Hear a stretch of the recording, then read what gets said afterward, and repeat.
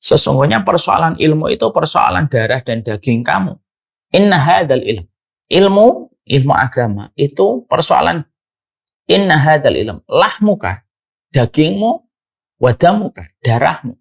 Wa anhu tus'alu yaumal qiyamah. Sesungguhnya darahmu dan dagingmu itu ditanyakan oleh Allah. Fangdur amman ta'khudunahu. Maka lihatlah dari mana kamu mengambil ilmu.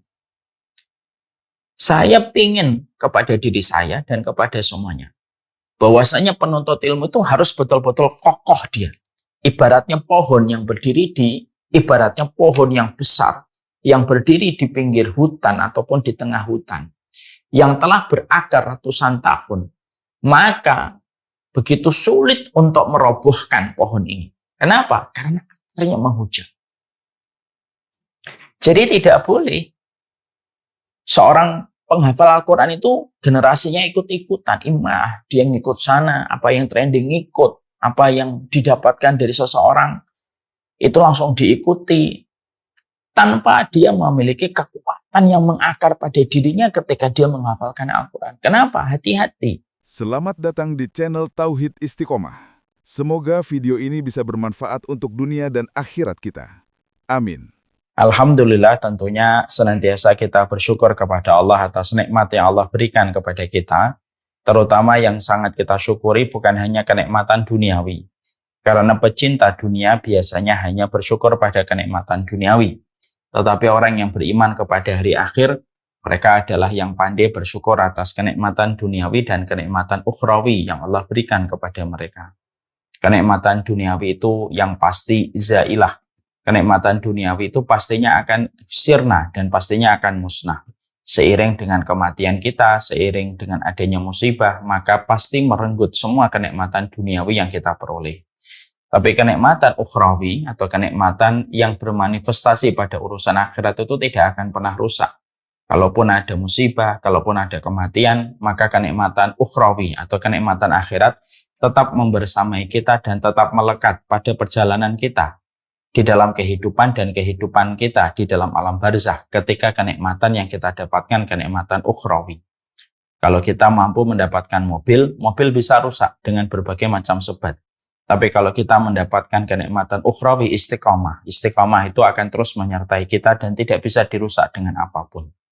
Kalau kita mendapatkan kenikmatan ilmu sampai kita bisa beramal, maka amal itu akan melindungi kita, menemani kita setiap waktunya, dan tidak akan pernah terpengaruh dengan musibah gempa, dengan musibah tsunami, dengan musibah tornado, ataupun kecelakaan apapun yang didapatkan.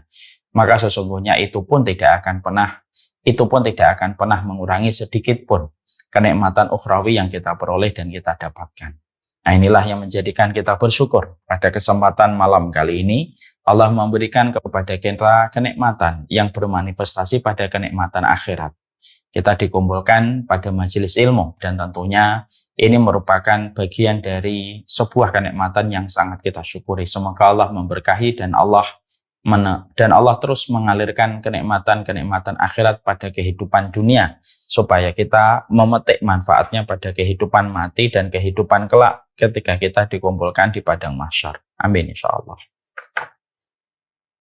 Saya pada kesempatan ini saya akan menyampaikan beberapa nasihat kepada kita sebagai penuntut ilmu syar'i, kepada seluruh para santriwati di rumah Quran Ummu Khadijah. Karena sesungguhnya nasihat itu memberikan kepada kita kekuatan. Fungsinya nasihat itu meluruskan yang bengkok. Dan sesungguhnya nasihat itu bisa menjadi proteksi kita dari apa yang kita khawatirkan dan apa yang kita takutkan yang terjadi menimpa kita di masa mendatang. Kalau bukan karena nasihat yang disampaikan Allah, kalau bukan karena nasihat yang disampaikan oleh Rasulullah, tentunya kita tidak akan pernah tahu bagaimana kita melangkah dalam kehidupan dan bagaimana kita selamat dari berbagai macam lubang yang merusak kehidupan kita kalau kita tidak mendengarkan nasihat yang disampaikan oleh para ulama ketika mereka menyarikan semua perkataan yang datang dari Allah dan Rasul-Nya.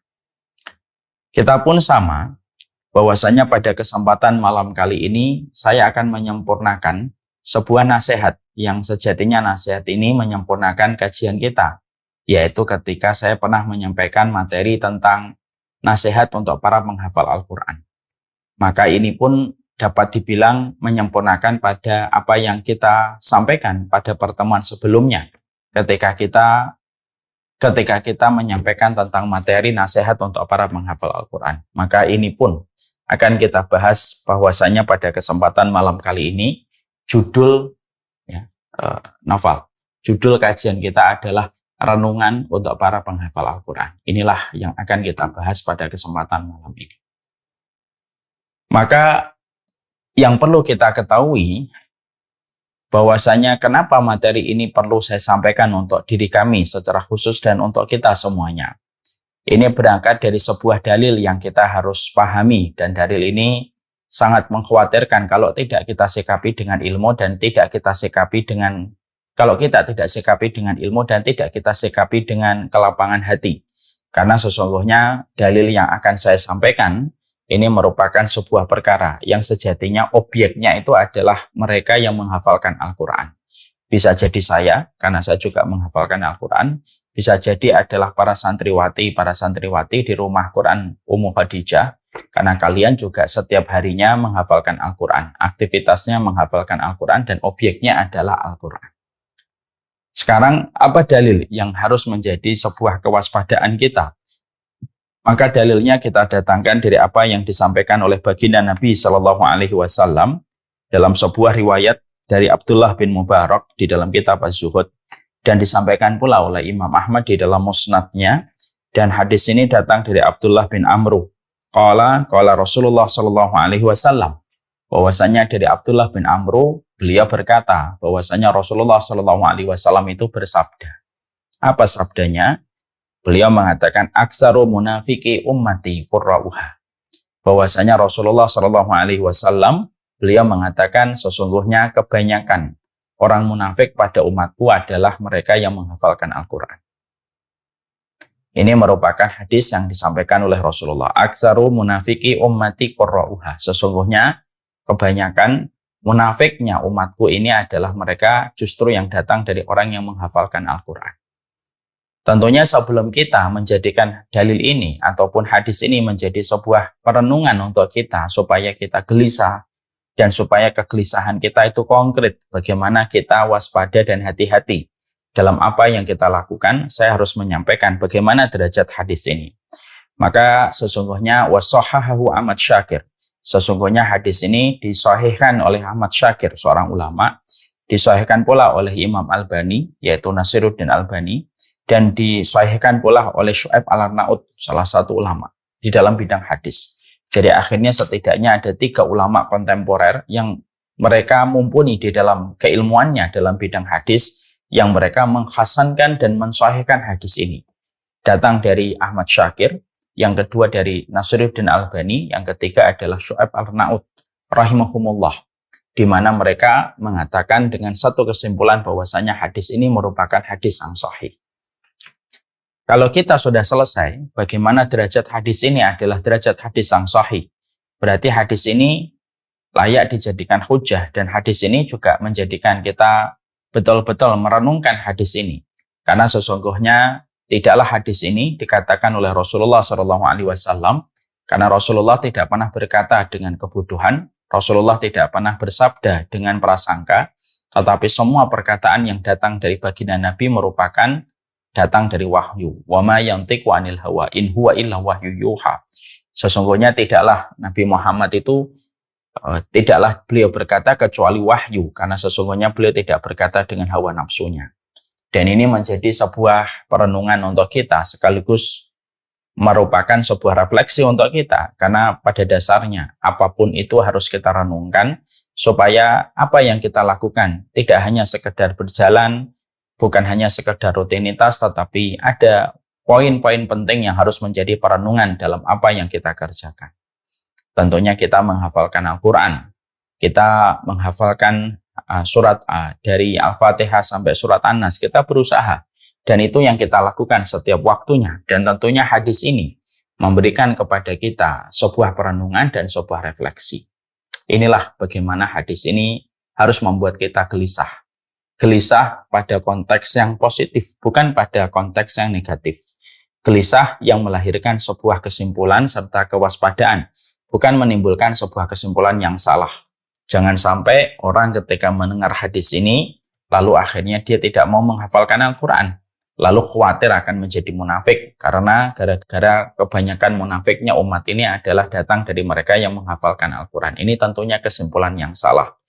Tapi hadis ini diberitahukan oleh Rasulullah untuk membangun sikap imun pada diri kita sebagai orang yang menghafalkan Al-Quran, dan supaya kita betul-betul memperhatikan bagaimana kita berinteraksi dengan Al-Quran secara benar, supaya kita tidak menjadi apa yang sudah dikabarkan oleh Rasulullah ketika Nabi sayang kepada kita, orang-orang yang menghafalkan Al-Quran, supaya kita tidak terjerembab dan kita tidak terjerumus kepada sesuatu yang paling kita khawatirkan, yaitu adalah menjadi munafik ketika kita menghafalkan Al-Quran.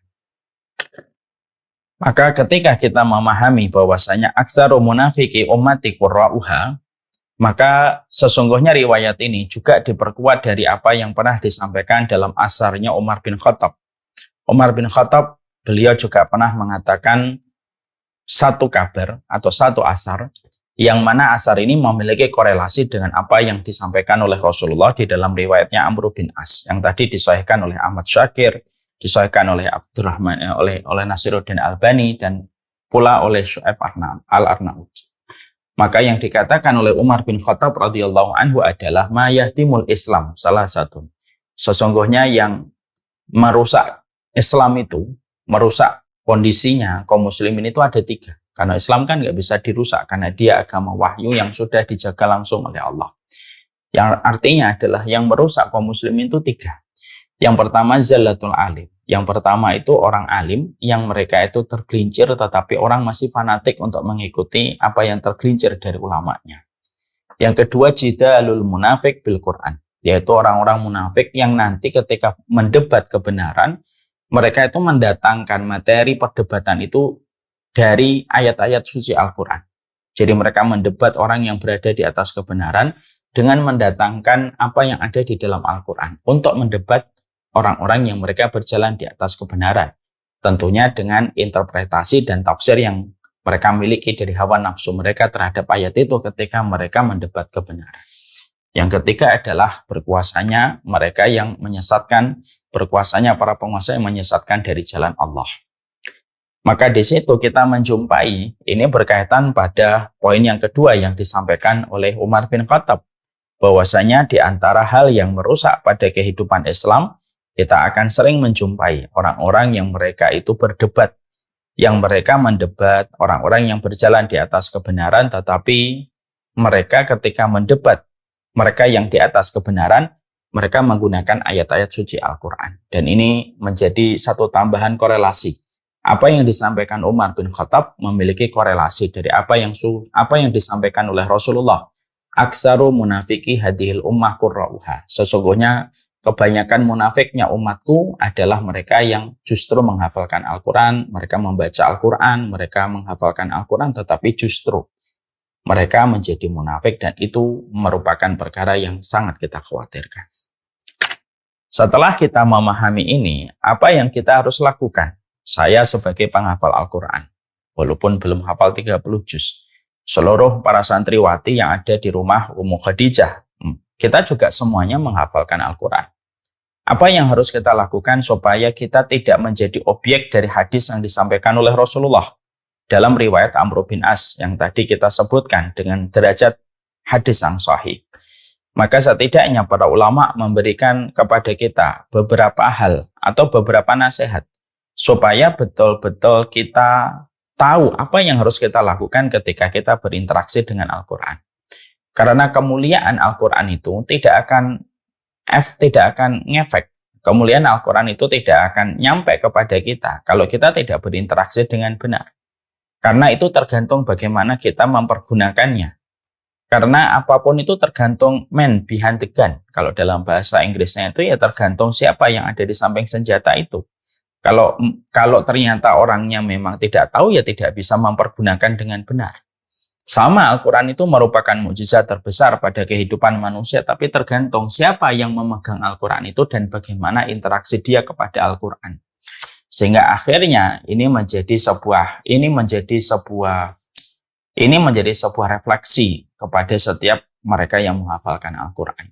Karena bagaimanapun Al-Quran itu bisa menjadi hujjatun lana, tapi bisa menjadi hujjatun alaina.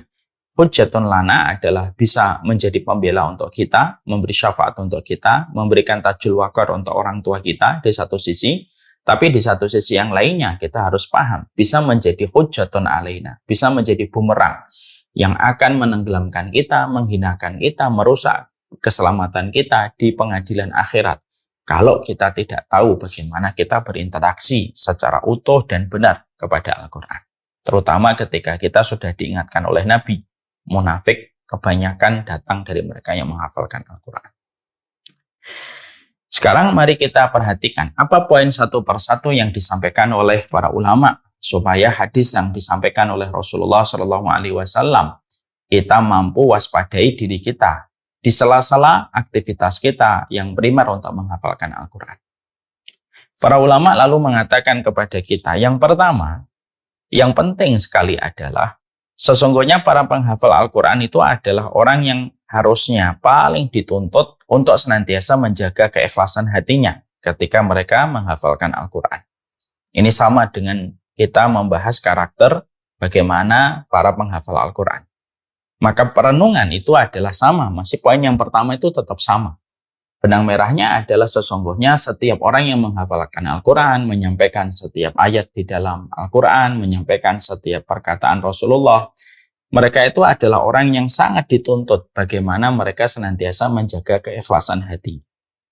Karena sesungguhnya ketika tergelincirnya hati manusia membawa beban Al-Quran, lalu niatan yang dia berikan ketika berinteraksi dengan Al-Quran ternyata punya niatan yang primer, punya niatan yang besar daripada niatan dia kepada Allah, maka sesungguhnya itu merupakan cikal bakal semua kerusakan. Kenapa? Semua biang dari kerusakan itu bermula dari hati dalam niat yang rusak. Kalau ini sudah rusak, seluruh kerusakannya akan menyertai. Dimulai dari step yang pertama, yaitu adalah kerusakan pada hati ketika menetapkan niat bahwasanya menghafalkan Al-Quran itu untuk apa. Kalau ada orang yang menghafalkan Al-Quran, dalam perjalanannya dia menghafalkan Al-Quran hanya sekedar tuntutan orang tua, kalau dia menghafalkan Al-Quran sekedar supaya dia tidak ada sekolah umum yang dia tidak memiliki biaya, atau ketika dia menghafalkan Al-Quran, niatannya adalah untuk mendapatkan posisi tertentu dari semua niatan yang dimiliki olehnya ketika dia menghafalkan Al-Quran.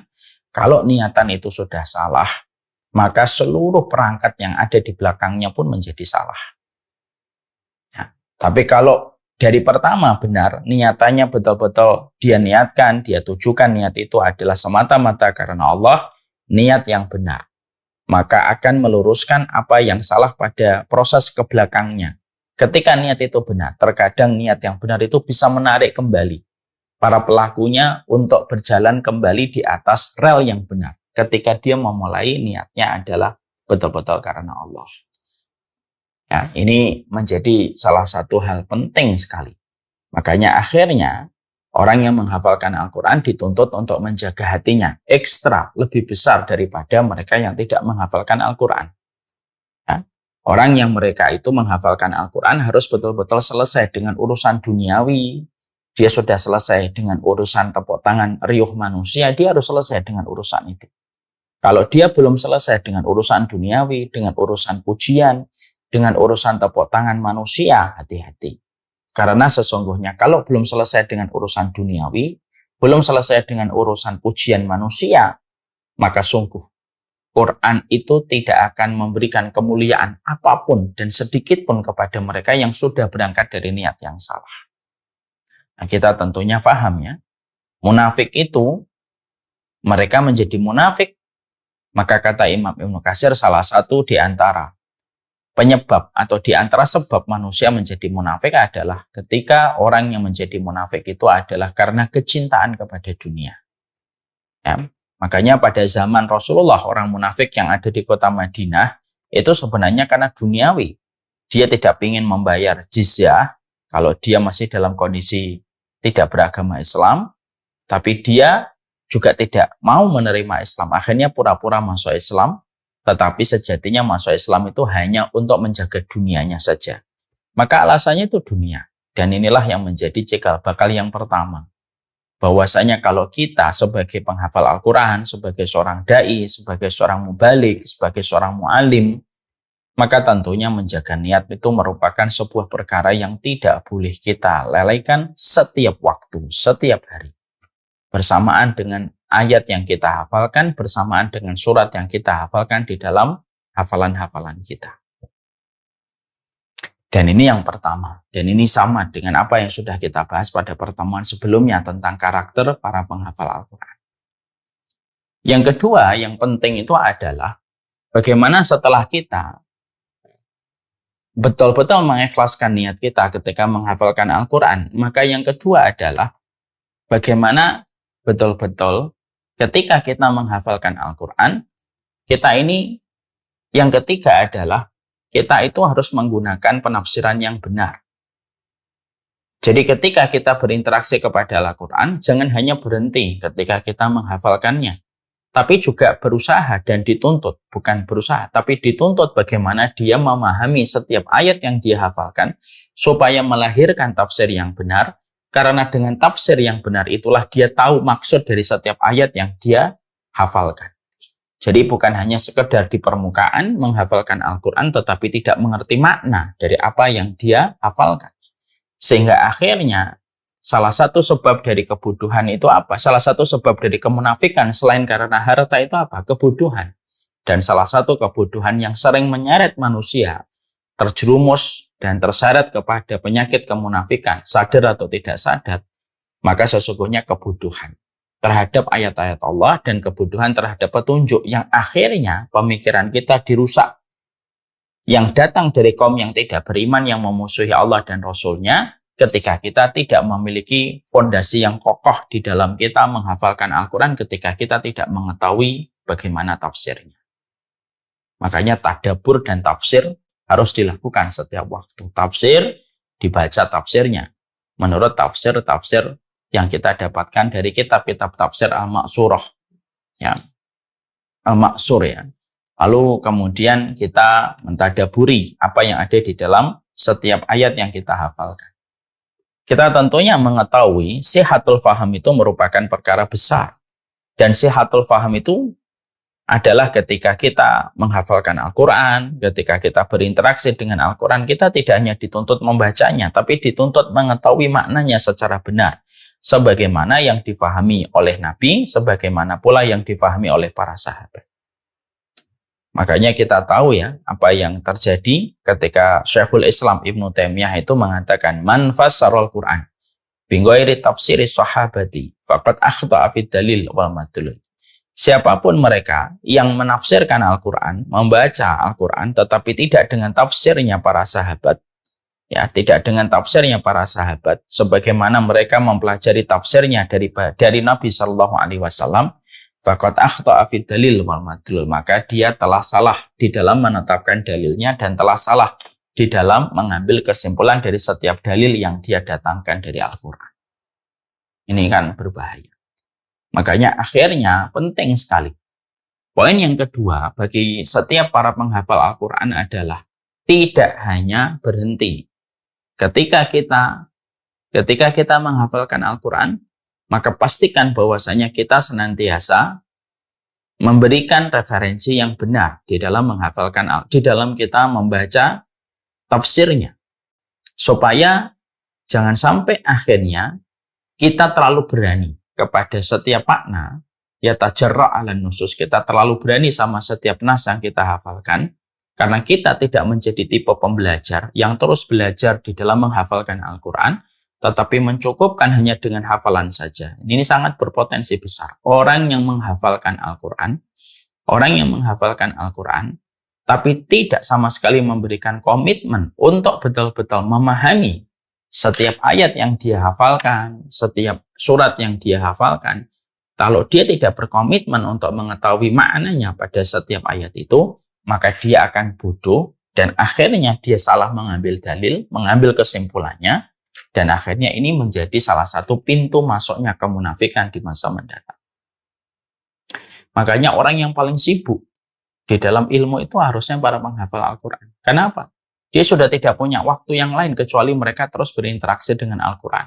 Membaca tafsirnya, mentadaburi setiap ayat yang dia hafalkan. Dan itu harusnya dan itu merupakan salah satu hal yang terus dilakukan oleh setiap mereka yang menghafalkan Al-Quran. Karena apa? Orang yang menghafalkan Al-Quran itu belum tentu mereka akan selamat sampai dia memiliki pemahaman yang benar. Dan yang memiliki pemahaman yang benar pun belum tentu selamat sampai mereka memiliki hati yang bersih untuk mengamalkan setiap ilmu yang telah dia dapatkan dan dia hafalkan di dalam ayat suci Al-Quran. Makanya kan kita mengetahui apa yang disampaikan oleh Imam Ibnu Qayyim. Imam Ibnu Qayyim itu mengatakan di dalam kitabnya Madarijus Salikin, ada dua kenikmatan yang besar setelah kenikmatan Islam. Jadi kenikmatan itu, ada kenikmatan pertama yang besar itu kenikmatan Islam. Tapi ada dua lagi kenikmatan setelah kenikmatan Islam, kata Imam Ibnu Qayyim, yaitu adalah sihatul faham wa husnul qasdi. Yaitu yang pertama, yaitu adalah sihatul faham, pemahaman dia itu benar. Yang kedua, husnul qasdi, hatinya itu betul-betul murni, tidak ada yang diharapkan kecuali tujuannya, goalsnya cuma satu, membuat Allah itu ridho, bukan yang lainnya. Dua kenikmatan ini dua kenikmatan yang paling besar setelah kenikmatan Islam. Karena apa? Ada orang yang Islam tapi belum tentu mendapatkan kenikmatan sihatul faham, pemahamannya itu benar, dan belum tentu hatinya tertuju hanya kepada Allah semata dengan hafalan yang dia hafalkan dari Al-Quran atau ilmu yang dia dapatkan dalam ilmu. Makanya kalau ada manusia yang mereka setelah menjadi muslim, lalu mereka memiliki kenikmatan pemahaman yang benar, dan hatinya juga bersih, tertuju hanya kepada Allah, akhlaknya juga terbentuk, maka sesungguhnya dia telah selamat dari fitnah yang menimpa kepada orang Nasara dan fitnah yang menimpa kepada orang Yahudi. Fitnahnya orang Nasara itu apa? Punya hati yang baik, tapi tidak memiliki pemahaman kebenaran yang utuh dan benar. Mereka beramal, tapi ternyata amalan yang mereka lakukan tidak tertopang dengan referensi yang benar. Dan selamat dari fitnahnya Yahudi. Yahudi itu sifatnya apa? Yahudi itu sifatnya mereka adalah, orang Yahudi itu sifatnya mereka mengetahui ilmu yang benar tetapi tidak beramal dengan ilmu yang mereka ketahui. Mereka tahu yang benar. Mereka tahu Rasulullah itu adalah Muhammad, adalah Rasulullah. Mereka tahu semuanya, tapi mereka tidak mau beramal. Makanya akhirnya itulah yang menjadikan kita harus paham. Para penghafal Al-Quran itu, mereka adalah orang yang paling sibuk dalam sisa kehidupan mereka setelah menghafalkan Al-Quran. Karena mereka harus terus mempelajari tafsirnya, mereka harus mentadaburinya, mereka mempelajari penafsiran-penafsiran yang maksur yang datang dari para ulama yang siqah berjalan di atas kebenaran, supaya betul-betul mereka terjaga dan mereka memiliki imun. Dan tidak ada imun yang paling besar kecuali pemahamannya itu pemahaman yang utuh. Pemahaman yang utuh yang dia dapatkan dari Rasulullah, dari para sahabat, dari para tabi'in, dan para tabi'ut tabi'in. Itulah sejatinya seorang penghafal Al-Quran. Ya. Jadi yang kedua itu harus betul-betul memiliki pemahaman yang sehat.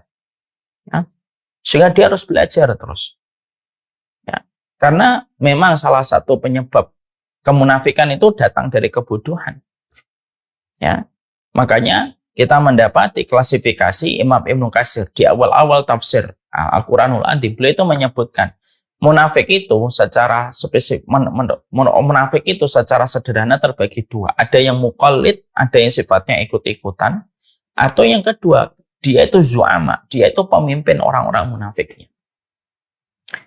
Maka beliau lalu mengatakan, yang menjadi muqallid, orang yang ikut-ikutan menjadi munafik itu, muqallid itu biasanya berangkat dari kebodohan.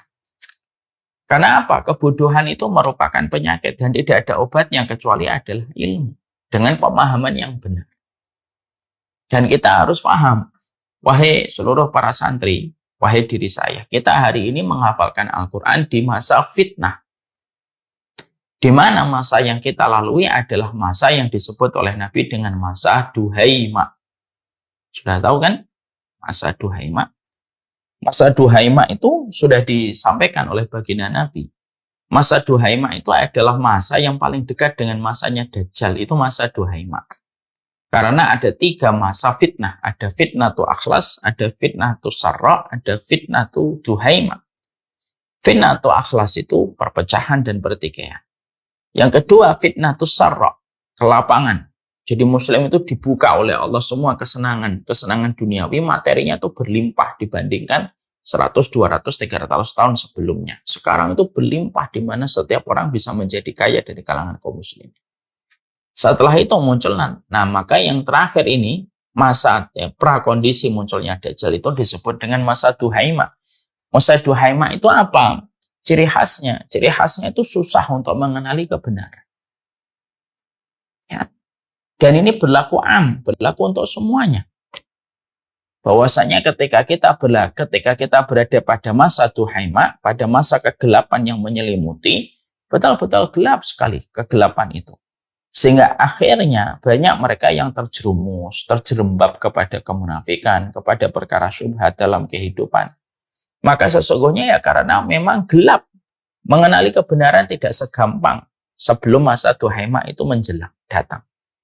Dan ini masa paling ujung sebelum nanti ketemu dengan Dajjal. Karena setelah masa Duhaima selesai, maka masa setelahnya itu adalah masa Dajjal.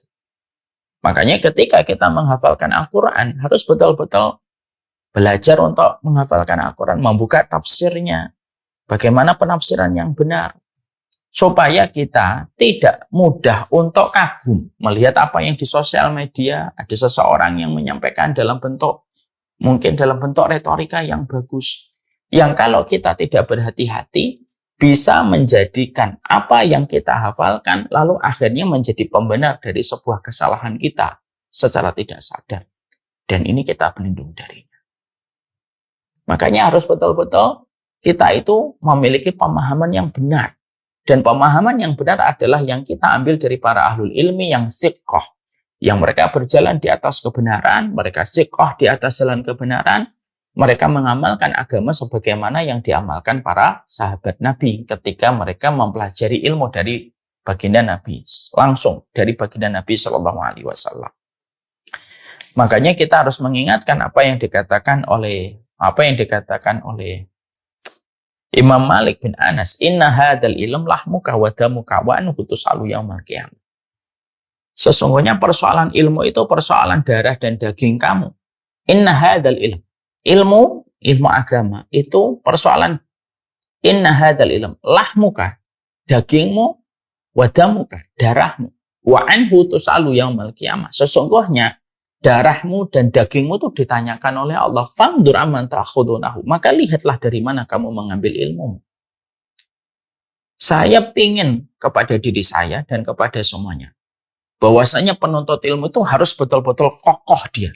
Ibaratnya pohon yang besar yang berdiri di pinggir hutan ataupun di tengah hutan yang telah berakar ratusan tahun, maka begitu sulit untuk merobohkan pohon ini. Kenapa? Karena akarnya menghujam.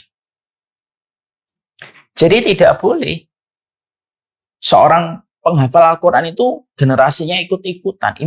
Dia ngikut sana, apa yang trending ngikut, apa yang didapatkan dari seseorang itu langsung diikuti tanpa dia memiliki kekuatan yang mengakar pada dirinya ketika dia menghafalkan Al-Quran. Kenapa? Hati-hati. Karena ketika kalian menghafalkan Al-Quran, banyak orang yang akan mendekati kalian.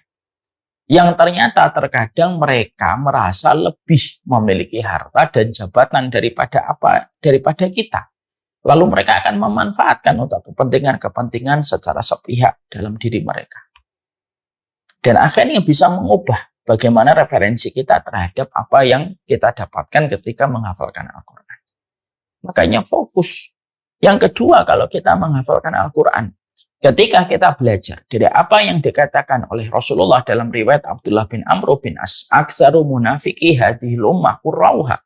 Kebanyakan munafiknya umat ini adalah para penghafal Al-Quran, maka itu melahirkan sikap dan komitmen kuat. Menghafalkan Al-Quran itu betul-betul berakar pada referensi yang benar.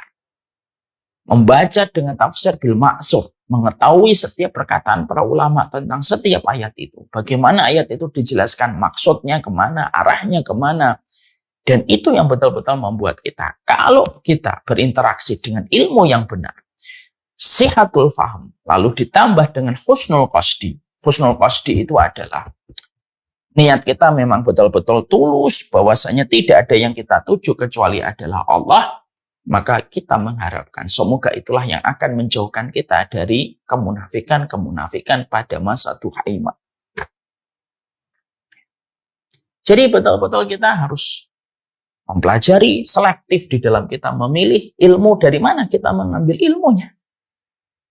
Bukan berarti kita nanti fanatik buta lalu menolak ilmu yang datang dari lain. Enggak.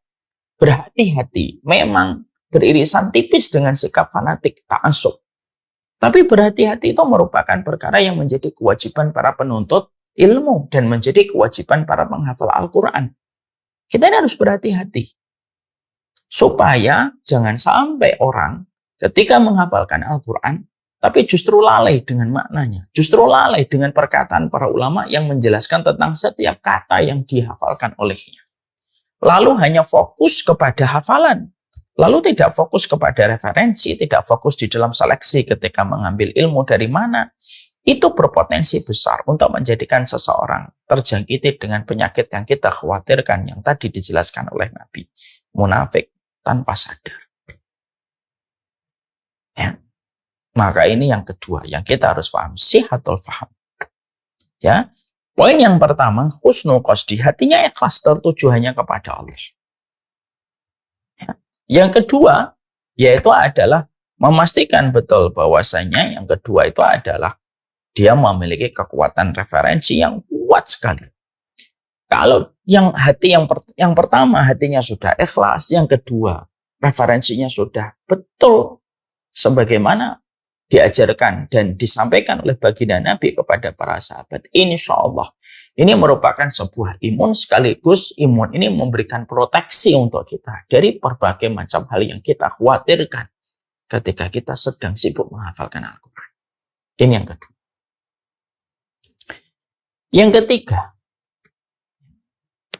Yang ketiga yang harus selalu kita fahamkan adalah di dalam persoalan ketika kita menghafalkan Al-Quran,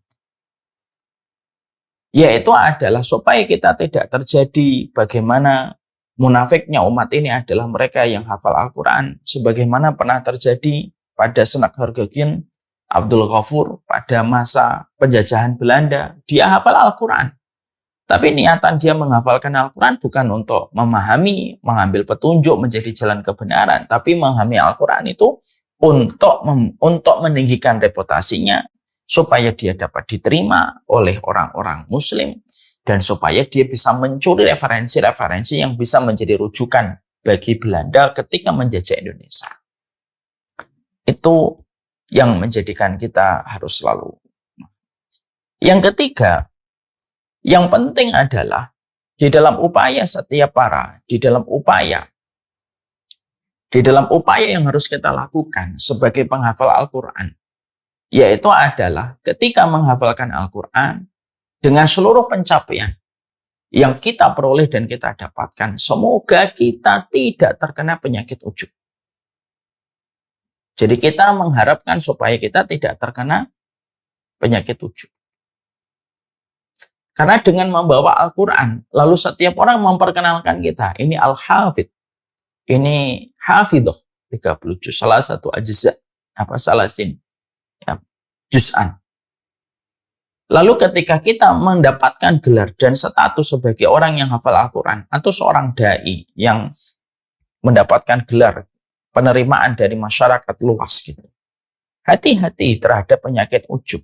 Karena penyakit ujub itu merupakan salah satu di antara penyakit yang menyebabkan banyak manusia terpedaya. Kenapa? Penyakit ujub itu kayak gula, tidak terasa tetapi merusak semua yang dilakukan. Itu penyakit ujub. Ya. Makanya kita menjumpai dan kita mendapati. Kita mendapatkan bagaimana kita menjumpai dan kita mendapati keterangan para ulama ketika para ulama menerangkan tentang orang-orang yang mereka penuh dengan ibadah tetapi berakhir dengan tragis dalam kematiannya. Salah satunya contoh yang pernah disampaikan Rasulullah Ya, ada orang yang ahli ibadah, dia senantiasa beribadah kepada Allah, sampai akhirnya dititipin dengan seorang perempuan, akhirnya dia berzina dengan perempuan itu akhirnya hamil, lalu akhirnya dibunuh bersama dengan janin yang ada di dalam perutnya, lalu dikubur, dan singkat ceritanya akhirnya ketahuan perbuatan dia, lalu diarak di tengah kampung untuk mempertanggungjawabkan perbuatan dia, dan akhirnya menjelang mati dia murtad.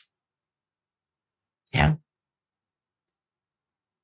Itu merupakan riwayat yang datang dari baginda Nabi dari seorang laki-laki Bani Israel.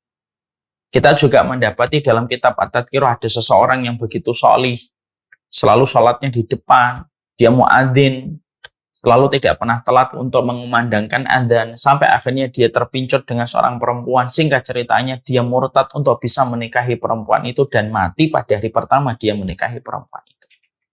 Para ulama itu lalu mengatakan benang merah yang menyamakan. Kenapa ada 1, 2, 3 ahli ibadah yang matinya justru dalam kondisi murtad? Para ulama itu mengatakan karena mereka menjadi ujub dengan pencapaian yang telah mereka peroleh. Pencapaian dari ibadahnya, pencapaian ilmunya, dan pencapaian taatnya itu menjadikan ujub. Kalau sudah ujub ditinggal sama Allah. Kalau sudah ujub ditinggal sama Allah. Itu pula yang kita peroleh dari sebuah kisah nyata yang kita jumpai dari Abdullah Al-Qasimi. Mungkin para santriwati tahu Abdullah Al-Qasimi, seorang ulama besar, ulama yang pernah mendapatkan laqab, ya, mendapatkan sebutan dan gelar, yaitu adalah Ibnu Taimiyah fi hadzal asr. Beliau itu adalah Ibnu Taimiyah zaman ini. Dan beliau membuat sebuah karangan yang luar biasa, yaitu As-Sira' Bainal Wasaniyah wal Islam, yaitu pertempuran antara Islam dengan komunisme, karena pada tahun 1930-an, 40-an itu luar biasa pertentangan antara kapitalis dengan komunisme, dan komunisme itu sedang jaya-jayanya di banyak tempat. Maka dia membuat sebuah buku di mana buku itu mendapatkan pujian luar biasa yang mengalir untuknya dari ulama timur dan barat, utara dan selatan, mengalir untuknya. Sampai akhirnya, akhirnya dia menjadi murtad ketika beliau tertarik dan terpincut dengan seorang perempuan dari Lebanon yang berpikiran komunisme. Intinya akhirnya beliau menjadi murtad dan mengkufuri tentang apa yang beliau yakini sebelumnya. Nah, para ulama itu mengomentari dari kehidupan Abdullah Al-Qasimi, para masyayikh. Ketika mereka mengomentari Abdullah Al-Qasimi, maka sama dengan komentarnya para ulama salaf dulu ketika mengomentari kisah-kisah orang-orang yang solih tetapi matinya dalam kondisi hina dan tragis. Apa itu korelasi benang merahnya? Benang merahnya itu ujub. Benang merahnya itu ujub.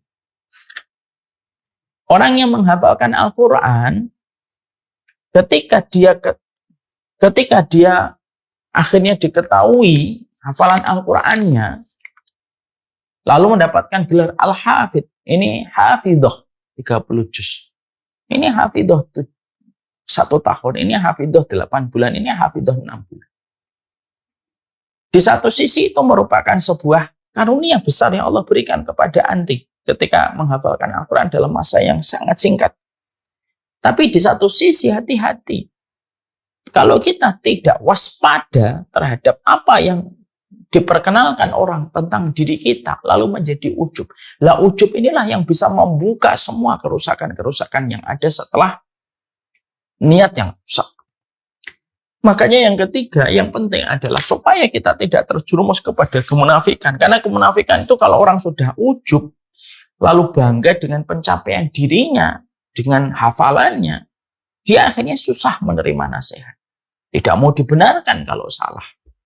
Akhirnya merasa setiap perkataannya dan perbuatannya pasti benar.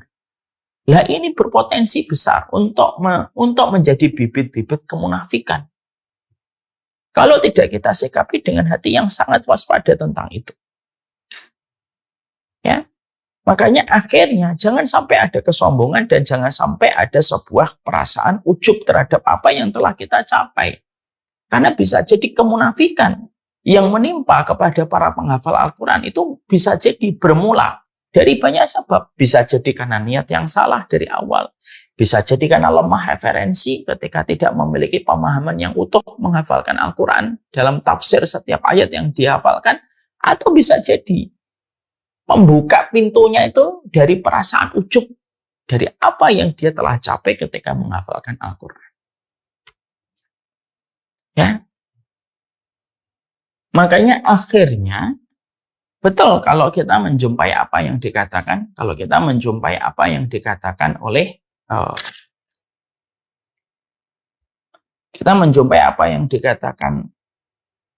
oleh Umar bin Khattab radhiyallahu anhu. Umar bin Khattab radhiyallahu anhu itu beliau pernah mengatakan bahwasanya al-ilmu salah satu maratib. Sesungguhnya ilmu itu memiliki 3 tingkatan.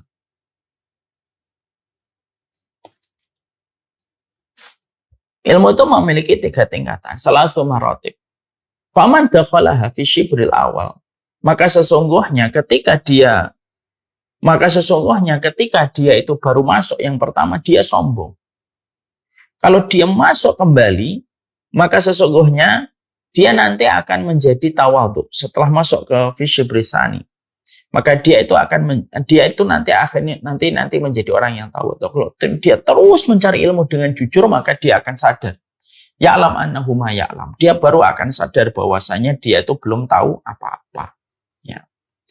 Maka akhirnya disitulah kita mendapati bahwasanya yang kita jumpai adalah inilah pentingnya kita untuk menjaga diri kita dari sifat tawadhu.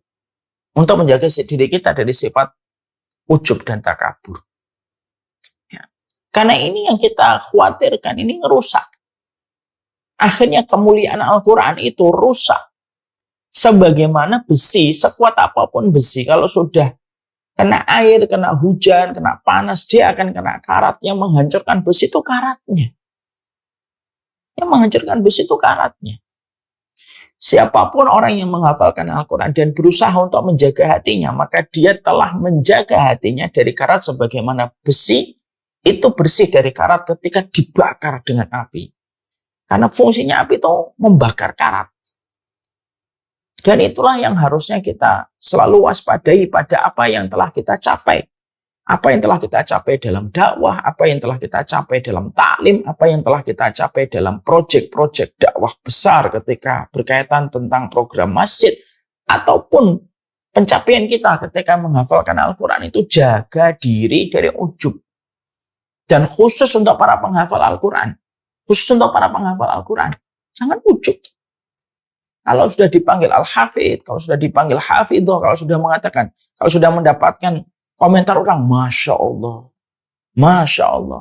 Maka kita tidak anti dengan kalimat itu ketika orang itu memuji. Tapi waspada itu lebih penting.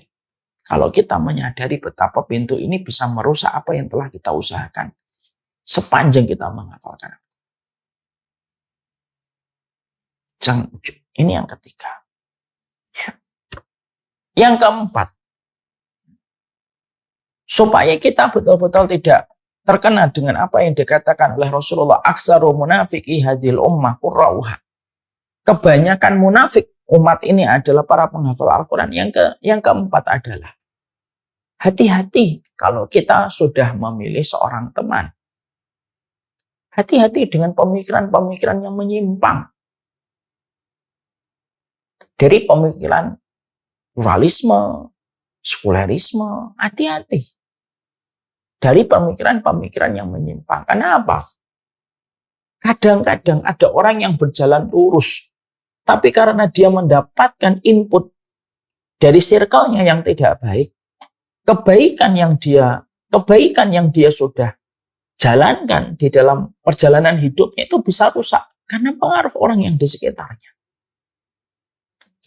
Mari kita belajar dari kisahnya Abdurrahman bin Muljam. Seorang Abdurrahman bin Muljam itu hafal Al-Quran. Dia bergelar mukri. Orang yang direkomendasikan oleh Umar bin Khattab untuk bisa mengajarkan Al-Quran. Gelarnya itu mukri. Dia dapat surat. Ya. Pada zaman Umar bin Khattab, Abdurrahman bin Muljam ini orang baik. Dia adalah orang baik. Maka ketika Abdurrahman bin Muljam orang yang baik, tapi kenapa dia menjadi eksekutor untuk menjadi pembunuhnya Ali bin Abi Thalib? Karena beliau bersinggungan dengan pemikiran yang berbahaya, yaitu pemikiran untuk mengkafirkan sebagian muslim yang tidak sesuai dengan jalan berpikirnya orang-orang Khawarij ini. Lah, sebenarnya dia sudah lama ingin membunuh orang-orang yang dianggap tidak sesuai dan tidak menjalankan hukum Allah. Karena orang Khawarij ini gampang sekali untuk mengatakan kafir kepada orang dengan alasan tidak menjalankan hukum Allah. Maka sebenarnya pemikiran dari Abdurrahman bin Muljam itu sudah sempat mereda. Tapi akhirnya pemikiran itu akhirnya naik kembali. Ketika dia jatuh hati kepada seorang wanita yang bernama Fitom. Yang terkenal sekali dengan kecantikannya.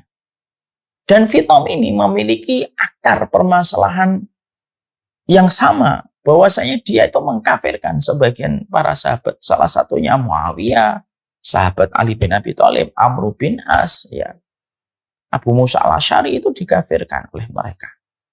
Maka ketika Abdurrahman bin Muljam lalu bersinggungan kembali dengan Fitom, dan Fitom itu ketika akan dilamar oleh Abdurrahman bin Muljam, dia memberikan syarat, selain mahar duniawi, dia juga memasukkan materi pembunuhan Ali bin Abi Thalib sebagai bagian dari mahar yang harus didapatkan oleh Fitom. Akhirnya keinginan dia untuk membunuh Ali itu semakin besar. Disebabkan karena interaksi. Maka sesungguhnya kita harus paham, para penghafal Al-Quran itu harus selektif ketika dia memilih teman. Ya. Kenapa? Karena sesungguhnya kita harus betul-betul fokus kepada teman yang betul-betul memberikan nutrisi pada kesehatan pikiran kita, pada jalan kita berpikir, memahami agama, itu harus betul-betul hati. Karena sebagian dari rusaknya manusia dari jalan kebenaran itu bukan karena basicnya yang rusak, tapi karena pergaulan yang menyeret dia kepada sesuatu yang rusak. Ya. Maka belajar dari kisahnya Abdurrahman bin Muljam, orang yang hafal Al-Quran, mukri, diberikan gelar oleh Umar bin Khattab radhiyallahu anhu, tapi menjadi eksekutor pembunuh Ali. Kita belajar betul itu karena salah satunya karena pengaruhnya Fitom, seorang perempuan yang merasuk kepada pemikirannya Abdurrahman bin Muljam dan memasukkan mahar untuk membunuh Ali, dan dia eksekusi Ali bin Abi Thalib. Maka disitulah kita akhirnya memahami untuk menjadikan kita waspada terhadap apa yang tadi dikabarkan Nabi tentang munafiknya umat ini adalah mereka yang menghafalkan Al-Quran kebanyakan, yaitu adalah selektif kita memilih. Supaya yang betul-betul kita pilih itu satu frekuensi dengan kita. Yang mengingatkan kita menghafalkan Al-Quran. Yang mengingatkan kita untuk mengambil setiap tafsirnya dengan tafsir-tafsir yang dipahami oleh para sahabat.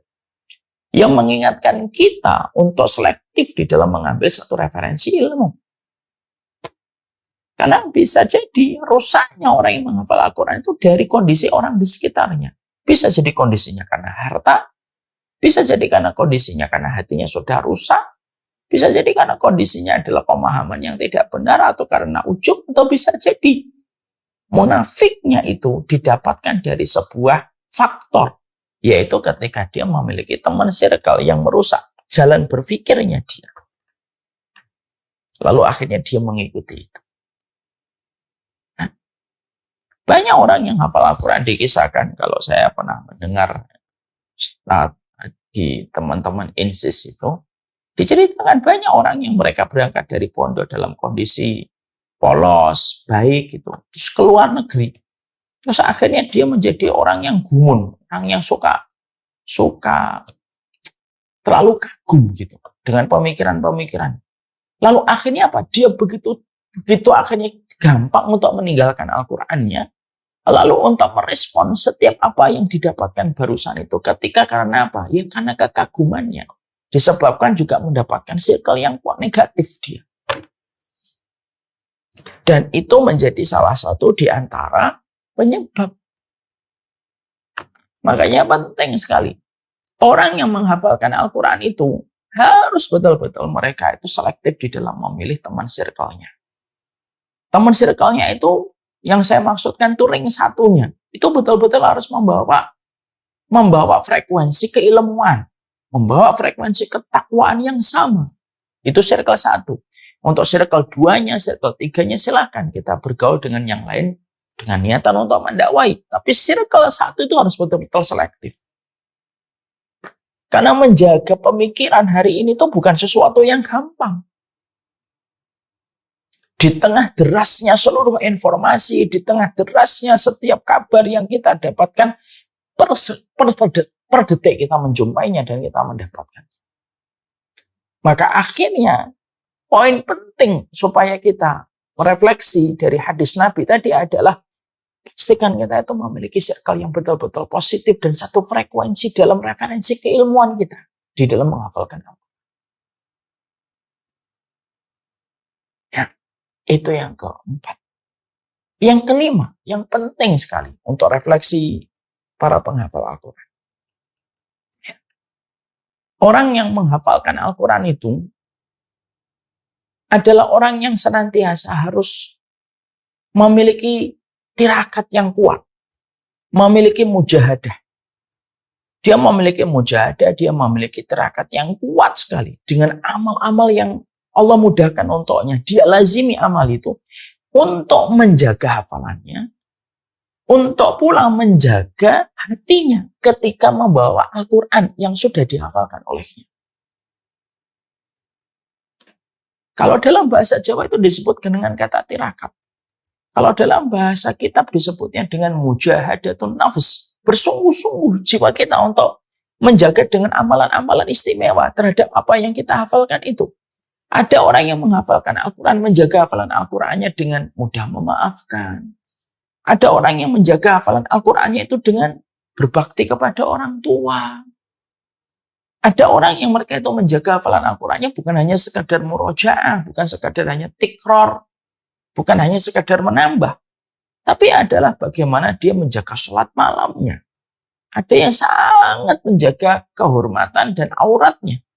Semuanya itu harus diniatkan untuk menjadi sebuah penjagaan terhadap Al-Quran yang sudah kita hafalkan. Supaya Al-Quran itu jangan sampai kita mendapatkan musibah dari Quran yang kita hafalkan kalau kita tidak memiliki sebuah amalan istimewa. Sebuah amalan istimewa itu yang kita harus jaga. Di satu sisi kita menghafalkan Al-Quran karena keutamaannya besar. Di satu sisi kita mendapatkan kabar dari baginda Nabi dengan hadis yang semacam itu. Maka titik tengahnya itu apa? Ya kita harus memiliki sebuah proses tirakat yang betul-betul utuh. Tirakatnya itu betul-betul kita maksimalkan. Ibadahnya orang yang hafal Al-Quran tidak boleh sama dengan ibadahnya orang awam. Kondisi hati, kesucian hatinya orang yang menghafalkan Al-Quran tidak boleh sama dengan penjagaan orang awam dan orang yang tidak menghafalkan Al-Quran. Tapi maaf ya, kalau ada orang yang hafal Al-Quran, ibadahnya, tazkiyatun nafasnya, kok sama dengan orang awam? Nah ini yang kita khawatir. Akhirnya orang-orang yang lemah penjagaannya, tidak ada tirakat, tidak ada mujahadah secara maksimal terhadap Al-Quran yang dihafalkan, maka bisa jadi dia akan terjerembab dengan berbagai macam godaan-godaan yang dia peroleh di masa perjalanan hidupnya. Dan itu merupakan sebuah musibah besar. Yang terakhir, tentunya kita betul-betul memohon betul kepada Allah seiring kita menghafalkan Al-Quran. Kita memohon kepada Allah semoga kita terjaga dari fitnah. Allahumma inna na'udzubika minal fitani. Allahumma inna a'udzubika minan nifaq. Allahumma inni a'udzubika minal fitani ma dhahara minha wa ma batan.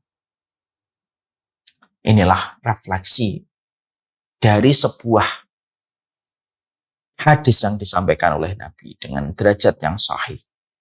Aksaru Munafiki hadil ummah qurra'uha. Kebanyakan munafiknya umat ini itu adalah yang mereka hafal. Jagalah hati kita, niat kita, jagalah pemahaman kita. Selektif di dalam mengambil guru yang betul-betul menyampaikan kepada kita keilmuan secara. Jaga diri dari penyakit ujub. Karena ujub itu terhadap pencapaian dari apa yang telah kita peroleh dan telah kita dapatkan bisa mendorong dan menjerembabkan manusia kepada penyakit kemunafikan. Yang keempat, hati-hati, selektif memilih teman di ring satunya kita. Karena bisa jadi karena ulah seseorang yang kita kagum kepadanya, lalu akhirnya kita secara tidak sadar mengikuti, lalu kita mengadopsi pemikirannya, lalu kita meninggalkan apa yang sudah kita hafalkan di dalam Al-Quran. Fitom, seorang perempuan, bisa menjadikan Abdurrahman bin Muljam menjadi eksekutor Ali bin Abi Thalib. Dan yang terakhir, banyak-banyaklah berdoa dari penyakit kemunafikan. Karena hadis yang disampaikan oleh Rasulullah SAW. Semoga ini perenungan untuk kami, untuk kita, untuk semua. Karena sesungguhnya kita sedang menghafalkan Al-Quran. Semoga Allah menjaga hafalan Quran kita. Semoga kita di dalam menghafalkan Al-Quran tidak hanya sama ziyadah. Tidak hanya fokus sama tikrar. Tidak hanya fokus sama murojaah. Tapi fokus dan waspada terhadap kabar yang disampaikan Nabi. Munafik kebanyakan umat ini justru datang dari orang yang menghafalkan Al-Quran. Sallallahu alaihi wasallam. Semoga Allah memberikan kekuatan untuk kita dan menjaga kita dari keselamatan. Ini sekaligus tambahan suplemen, ya, tambahan dari materi, keluar dari materi kitab. Semoga materi ini bisa menambahkan kepada kita semangat dan kewaspadaan serta kehati-hatian di dalam menghafalkan Al-Quran.